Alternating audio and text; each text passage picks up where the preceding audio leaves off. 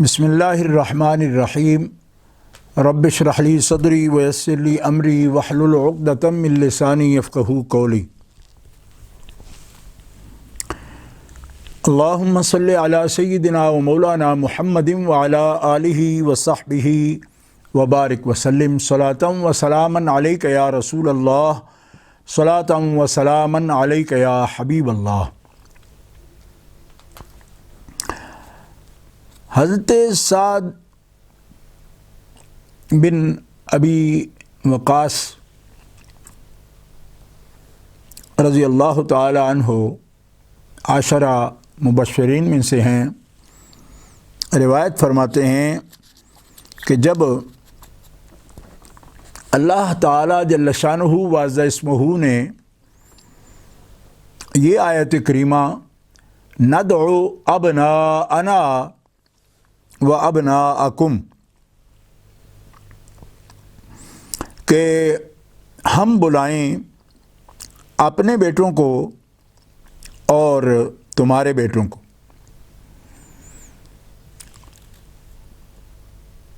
سورہ آل عمران میں یہ آیت کریمہ مشہور آیت کریمہ ہے، آل عمران کی مباہلہ کے ذکر میں۔ یہ آیت کریمہ جب رب تعالیٰ جل شانہ وعز اسمہ نے نازل فرمائی تو حضور نبی کریم رؤوف الرحیم علیہ تحیۃ و تسلیم نے سیدنا علی مرتضیٰ شیر خدا کرم اللہ تعالی وجہہ الکریم، سیدہ خاتون جنت، سیدۃ نساء اہل الجنہ اور سیدۃ نساء العالمین، آپ کو اور امام عرش مقام امام حسن مجتبیٰ کو اور امام عالی مقام سید الشہداء امام حسین سلام اللہ علی جدہ و علیہ، آپ کو بلایا اور ارشاد فرمایا، ان کو بلانے کا فرمایا اور بلا کے تو عرض کی اپنے مالک سے، اللہم ہؤلاء اہلی، الہی یہ میرے اہل بیت ہے۔ اس حدیث پاک کی سند صحیح ہے اور اس کو حضرت امام ابو عیسیٰ ترمذی رحمۃ اللہ علیہ نے روایت کیا اور اس کو صحیح کہا ہے، اور اس کو امام مسلم نے قتیبہ کی سند سے زیادہ طویل مضمون کے ساتھ روایت کیا ہے۔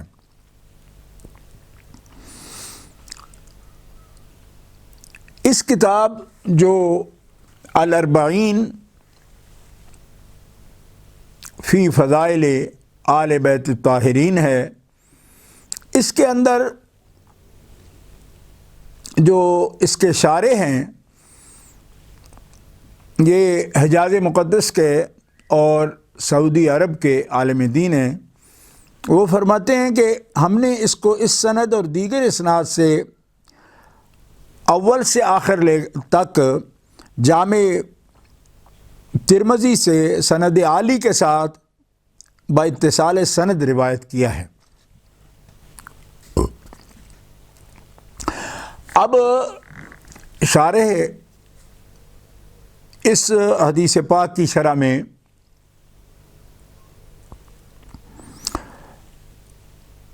اس روایت سے جو مسائل مستنبط ہیں، ماخوذ ہیں، ان کا وہ ذکر فرماتے ہیں کہ اس میں اہل بیت اطہار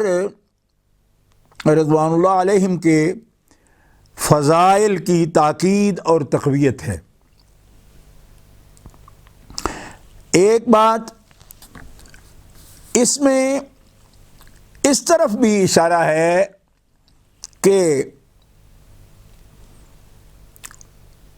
وہ نفوس ذوات قدسیہ، تقدس اور طہارت والی شخصیات اہل بیت اطہار میں سے، ازواج مطہرات اہل بیت اطہار ہیں، اور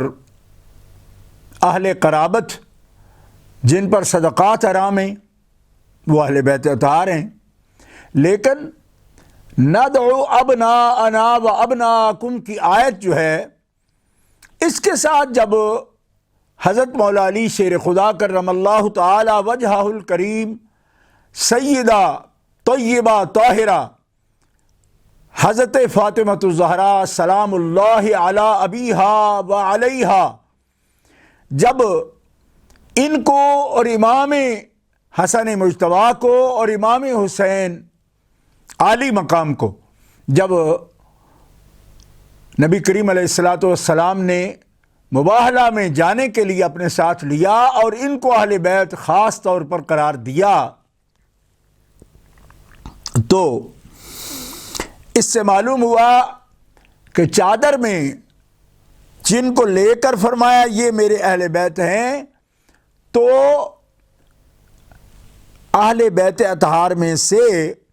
ان کے خاص مقام کی طرف رسول پاک صلی اللہ تعالی علیہ وسلم نے واضح طور پر اشارہ فرما دیا. ثالثاً، اس میں نبی کریم صلی اللہ تعالی علیہ وسلم کی طرف سے اہل کساء کے ساتھ، چادر والی ذوات کے ساتھ جن کو اپنی چادر میں اللہ کے رسول صلی اللہ تعالی علیہ وسلم نے لیا ہے، ان کے ساتھ نبی صلی اللہ علیہ وسلم کی عظیم محبت کا ثبوت ملتا ہے. اس لیے کہ نساءنا و نساءکم، انفسنا و انفسکم، ان میں دیگر اہل بیت اطہار اور نساء اہل بیت، ان کو بھی اللہ کے پاک محبوب صلی اللہ تعالی علیہ وسلم اپنے ساتھ وہاں لے جا سکتے تھے، وہ اس کے مصداق ہیں اور ہو سکتے ہیں. لیکن ان میں سے صرف انہی نفوس قدسیہ کا انتخاب کرنا اللہ کے حبیب صلی اللہ تعالی علیہ وسلم کا، انہی نفوس قدسیہ کا، مولا علی شیر خدا کا، حضرت خاتون جنت پاک کا، امام حسن پاک کا، امام حسین پاک کا ہی انتخاب کرنا، حالانکہ نساءنا و نساءکم جمع کثیر ہے، اور انفسنا و انفسکم بھی، تو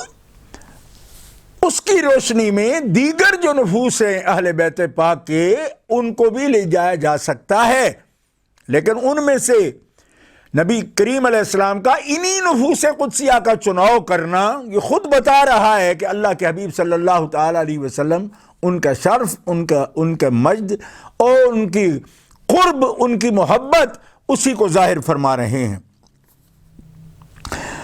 اور رابعاً، یعنی چوتھا مسئلہ جو اس سے ثابت ہو رہا ہے کہ اہل بیت اطہار علیہم الرضوان کی یہ ذمہ داری ہے کہ جو دین اللہ کے رسول صلی اللہ علیہ وآلہ وسلم لائے ہیں، تو اس دین کی طرف اہل بیت اطہار خاص طور پر، یہ ساری کی ساری امت، یدعون الی الخیر، کہ اس میں سے جو خواص اہل علم کی جماعت ہے جو خیر کی دعوت دیتی ہے، امت تبلیغ کرتی ہے دین کی، امر بالمعروف نہی عن المنکر کا فریضہ انجام دیتی ہے، لیکن احقاق حق کے لیے جب ان چار افراد کو رسول اللہ صلی اللہ علیہ وسلم منتخب فرماتے ہیں، تو یہ ظاہر فرما دیا کہ خصوصیت کے ساتھ دین کا علم بلند کرنا یہ ان کا ایک شرف ہے، ان کا مجد ہے، اور یہ خصوصیت ہے کہ جب خاص احقاق حق کا موقع آ گیا مباہلہ کے موقع پر، تو رسول کریم صلی اللہ تعالی علیہ وسلم نے ان شخصیات کا چناؤ کیا اور ان کا انتخاب کیا۔ احادیث صحیحہ میں مسلم شریف ہے اور جامع ترمذی شریف ہے، صحیح مسلم شریف میں صحیح سند کے ساتھ یہ حدیث پاک جو اس سے مسئلہ ثابت ہو رہا ہے، اس سے یہ مسائل مستنبط ہیں جو کہ عرب شریف کے ایک محدث جنہوں نے یہ 40 احادیث مبارکہ کا مجموعہ اہل بیت اطہار کے فضائل میں جمع کیا، وہ ان مسائل کو مستنبط بھی کر رہے ہیں، ان کی نشاندہی بھی فرما رہے ہیں۔ خامساً، یعنی پانچویں دلیل اس میں یہ ہے کہ جب دین کو ایک اعلیٰ طریقے سے، اور جو لوگ اللہ کے دین میں غلو کرنے والے ہیں یا تحریف کرنے والے ہیں، ان کے ابطال کے لیے اور بطال قسم کے لوگوں کے فریب سے اور جو ہلاکی تعویلات سے حفاظت کرنا جتنا ان نفوس قدسیہ پر لازم ہے، اتنا دوسروں پر واجب نہیں ہے۔ اس کی بھی نشاندہی رسول پاک صلی اللہ تعالیٰ علیہ وسلم نے فرما دی۔ اسی لیے رسول پاک صلی اللہ تعالیٰ علیہ وسلم نے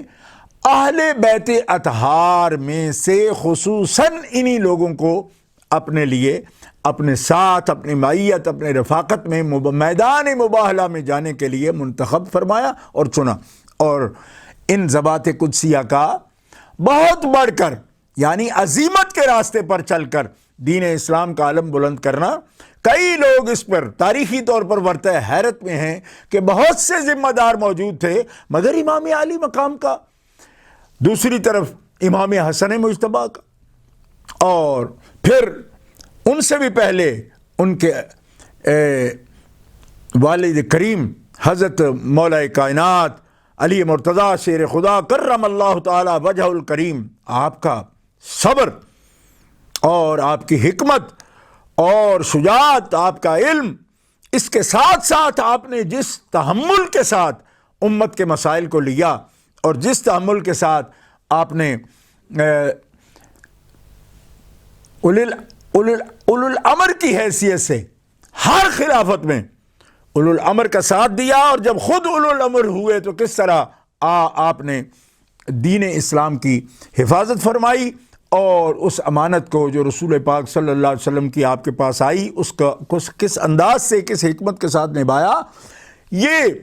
وہ خاص ان کی کرامت ہے، بزرگی ہے، اور رسول اللہ سے تعلق ہے، اور رسول اللہ صلی اللہ علیہ وسلم کے اسوہ مبارکہ کی پیروی ہے، اور رسول اللہ صلی اللہ علیہ وسلم کے ان فیوز و برکات کا مظہر ان نفوس قدسیہ کی زندگیاں ہیں، جس سے مومن کو پتہ چلتا ہے، ایک مسلمان کو پتہ چلتا ہے کہ اللہ کے رسول صلی اللہ تعالی وسلم نے جن کو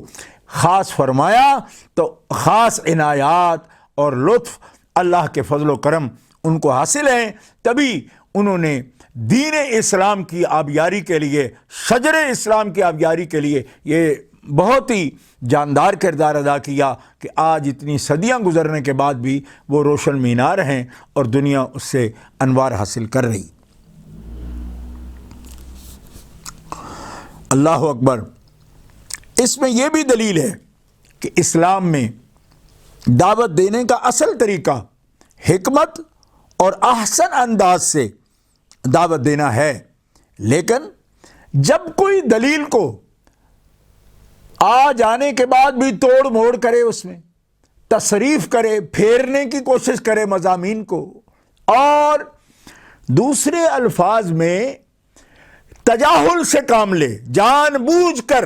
آنکھیں بند کرے حقائق سے، جیسا کہ قرآن مقدس میں من حاجک فیہ من بعد ما جاءک من العلم، حبیب جب وہ جانتے ہیں اور پھر کج بحثی پر آتے ہیں، پھر وہ ڈیبیٹ پر آتے ہیں، مناظرے پر آتے ہیں، تو یہ تو مناظرہ تو اس کے لیے ہوتا ہے جس کو دلیل معلوم نہ ہو۔ دلیل آ چکنے کے بعد انجیل میں دیکھ چکے، برہان ان کے پاس موجود ہے، اس کے باوجود وہ کج بحثی پر اترتے ہیں۔ اب وہ مناظرے کے، ڈیبیٹ کے، مباحثے کے، مذاکرے کے لائق نہیں ہے، اب مباہلہ کی صورت ہے۔ تو یہ معلوم ہوا کہ دعوت کا طریق احسن انداز ہے، ادعو الی سبیل ربک بالحکمت والموعظۃ الحسنہ وجادلہم باللتی ہی احسن، یہی طریقہ ہے۔ لیکن جب کوئی خام خواہ کا ایک مباحثہ چھیڑتا ہے اور کج بحثی کرتا ہے اور جان بوجھ کر وہ تحریف اور تصریف کی طرف جاتا ہے، اس وقت مباہلہ کرنا بھی ضروری ہو جاتا ہے، اور رسول پاک صلی اللہ تعالی وسلم نے اللہ کے حکم سے اسی کا فیصلہ فرمایا کہ یہ اس کا انتخاب ہوا کہ یہ ہوگا۔ اور ایک یہ بھی دلیل ہے اس میں کہ